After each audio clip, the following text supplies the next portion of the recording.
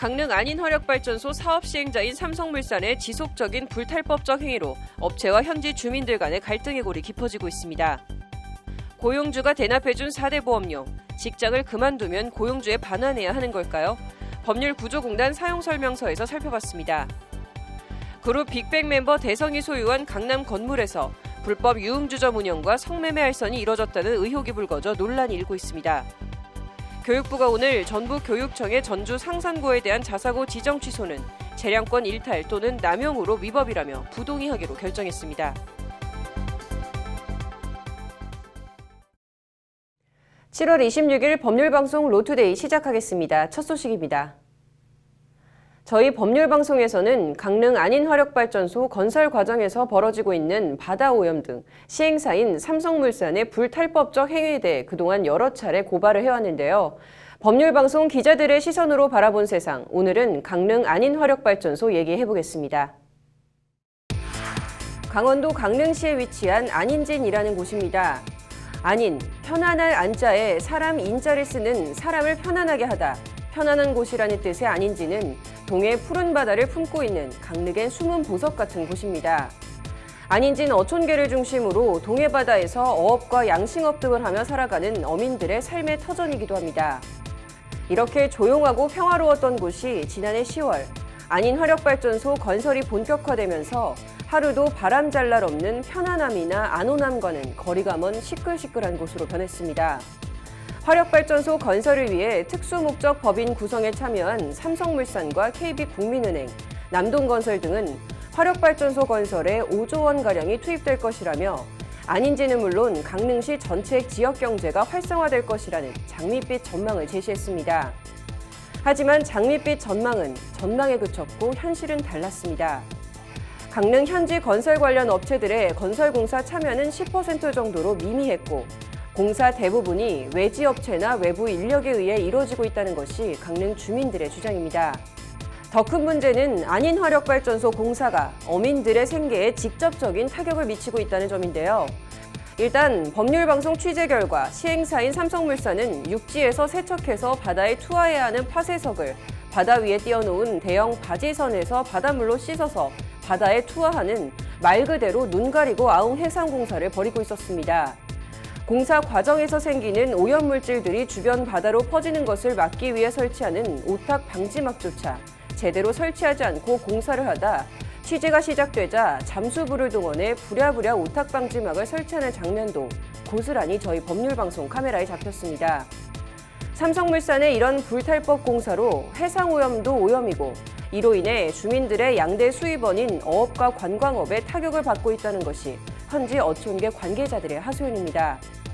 사정이 이런데도 관할 강릉시와 산자부는 무엇 때문인지 불탈법 공사에 대한 시정 조치나 공사 중단 명령을 내리지 않고 서로 책임만 떠넘기고 있습니다. 어민들 입장에서 더 기가 막힌 것은 화력발전소 건설로 혜택은커녕 피해만 입고 있는데 적반하장격으로 삼성물산이 어민들 때문에 공사에 방해를 입고 있다며 소송까지 예고했다는 점입니다.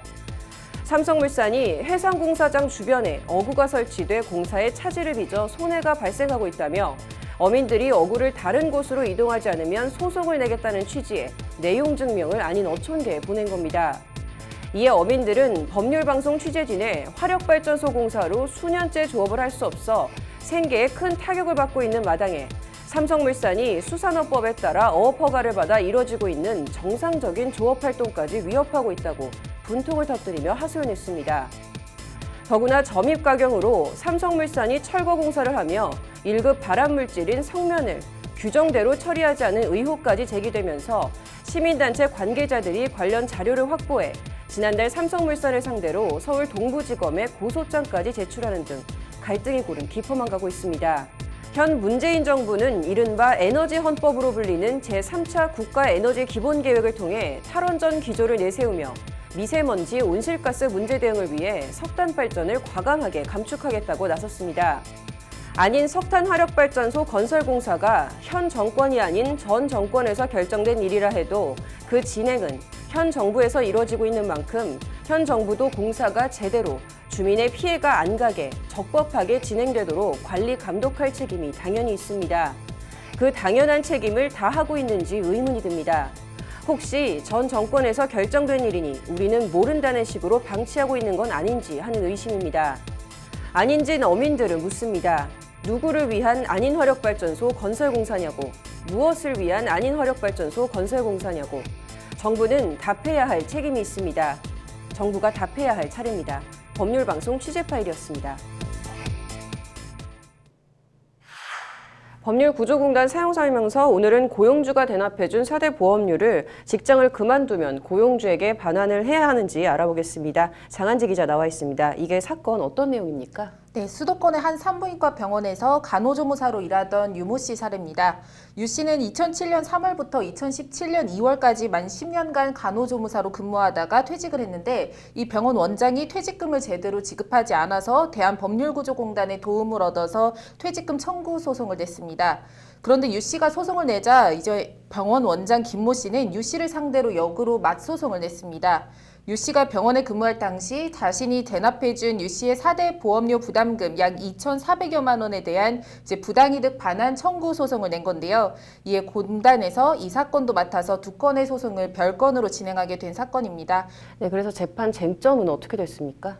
네, 일단 퇴직금 미지급 사건 관련해서는 노동청에서 발급해준 체불 임금 확인서가 있어서 큰 어려움은 없었다고 합니다. 문제는 병원장 김 씨가 제기한 부당이득 반환 소송이었는데요. 외양만 놓고 보면 법률상 근로자가 내야 할 부분을 사업주가 대납해 준 것이기 때문에 특별한 사정이 없으면 간호조무사로 근무했던 유 씨가 해당 보험료를 반환해야 할 처지에 놓인 겁니다. 그런데 재판에서 이제 병원장 김 씨가 단순 행정착오로 간호조무사 유 씨 4대 보험료를 대신 내준 것인지 아니면 애초 유 씨의 보험료를 내주기로 계약을 체결한 것인지가 핵심 쟁점이 됐습니다. 이른바 법률상 악의의 비체 변제 사건입니다. 네, 이 법률상 악의의 비체 변제, 이게 뭔지 설명이 좀 필요할 것 같은데요. 네, 민법 제742조에는 비체 변제 조항이 나옵니다. 채무 없음을 알고 이를 변제한 때에는 그 반환을 청구하지 못한다는 조항이 있습니다. 쉽게 말해서 상대방을 위해 임의로 금전을 지급한 경우에는 추후에 이를 돌려달라고 청구할 수 없다는 조항입니다.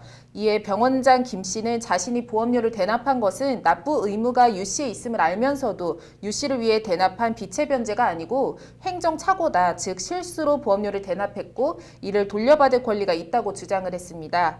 반면 공단은 행정착오가 아닌 애초에 근로계약을 체결할 당시부터 병원장이 4대 보험료 등 각종 부담금은 이제 사업주가 내는 것으로 하고 급여는 세후로 160만 원에 맞춰주기로 하는 근로계약을 체결했기 때문에 이제 비체 변제에 해당해서 보험료 반환 의무가 없다고 맞섰습니다. 네, 재판부 판단은 어떻게 됐습니까?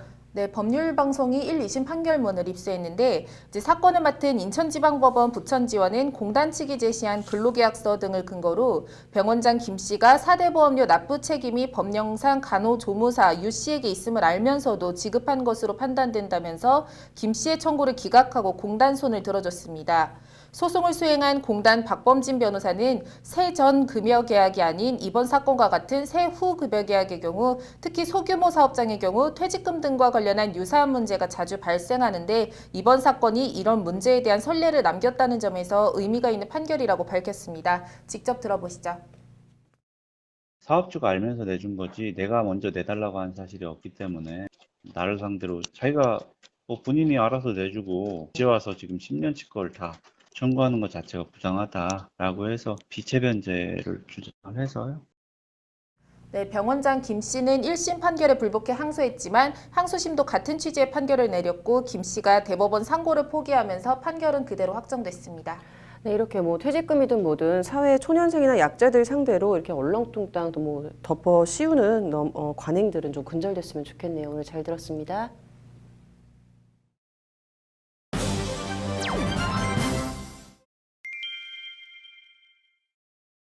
네, YG 엔터테인먼트 소속 가수 빅뱅에 대한 악재가 끊이질 않고 있습니다. 이번엔 빅뱅 멤버 대성이 소유한 수상한 빌딩이 논란입니다. 이호영 변호사의 뉴스와법에서 자세히 살펴보도록 하겠습니다. 이 변호사님 어서 오십시오. 네, 안녕하세요.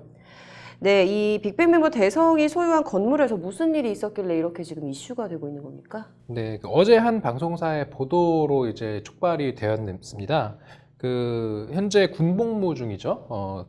빅뱅의 멤버 대성이 소유한 건물이 그 건물에 실제 사용되고 있는 그러한 현실이 지금 건축물 대장에 있는 것과 다르다. 그래서 건축물 대장에는 뭐 사진관이나 음식점 이런 걸로 운영되고 있는 것으로 이제 되어 있는데 네. 실제로는 그 건물 5개 층에서 그 유흥 주점이 불법적으로 운영되고 있고 네. 나아가서 성매매 알선까지도 이루어지고 있다라는 지금 의혹 보도가 나왔고요.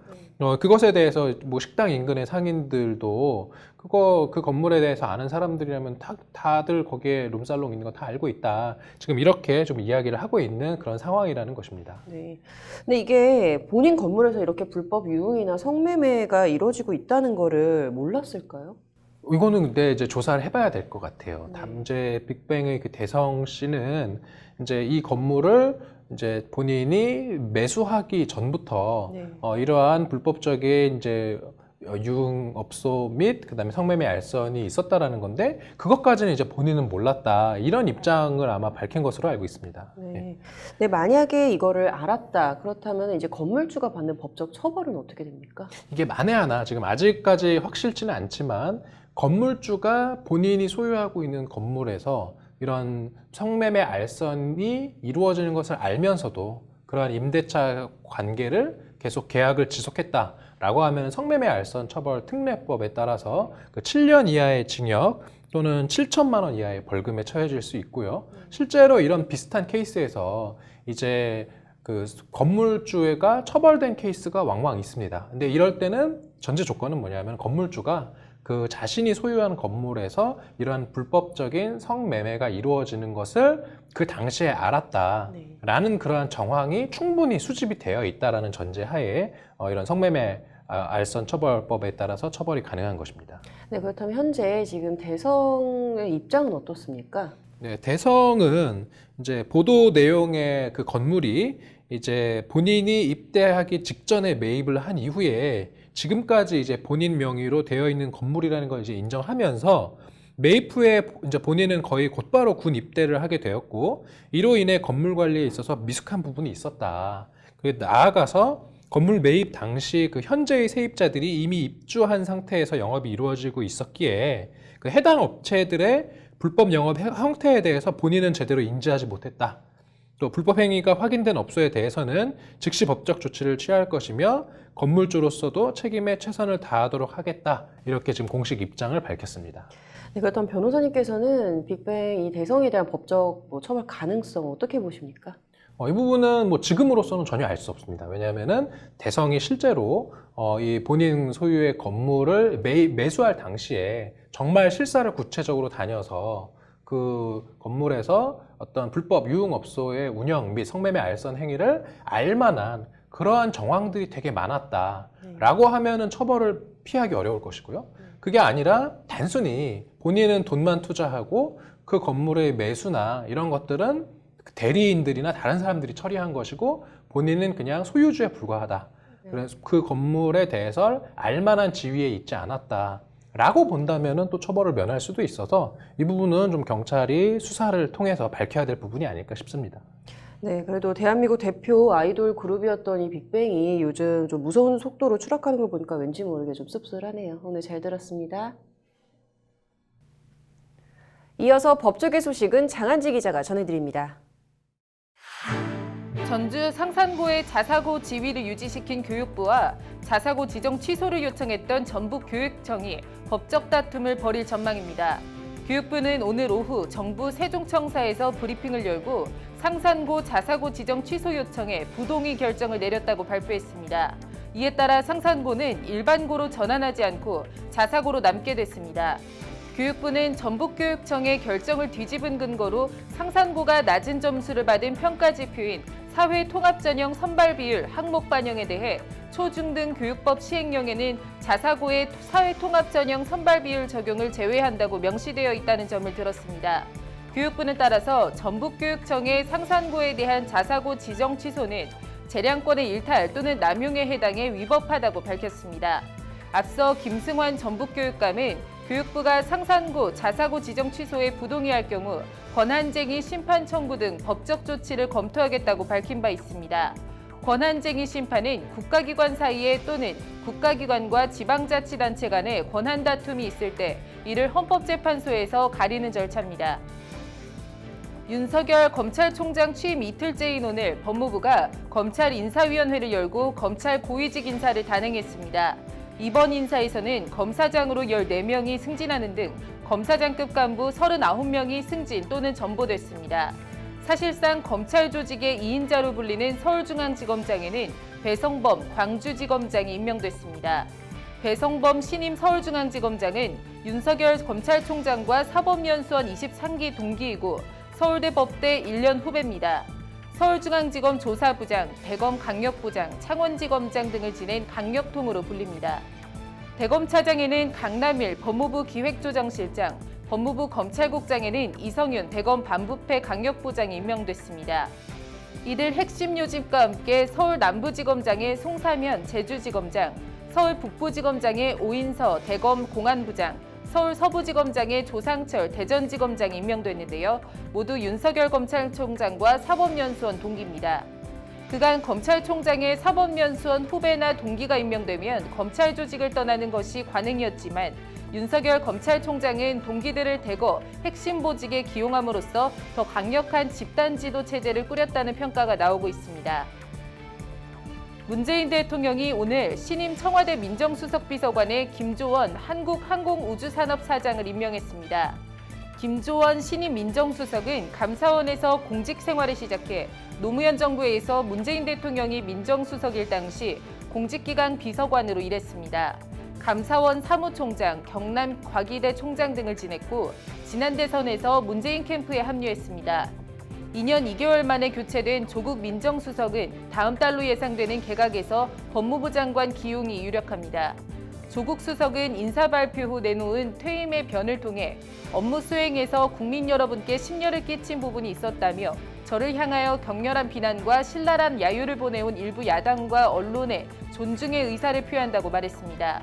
조국 수석은 최근 한일 관계에 대해 SNS를 통해 친일파, 죽창가 등의 주장과 표현을 해서 큰 논란을 일으켰는데요. 민주공화국 대한민국의 발전을 희구하는 애국심만큼은 같으리라 믿는다고 말했습니다. 7월 26일 법률방송 로투데이 여기서 마치겠습니다. 시청해주신 여러분 고맙습니다.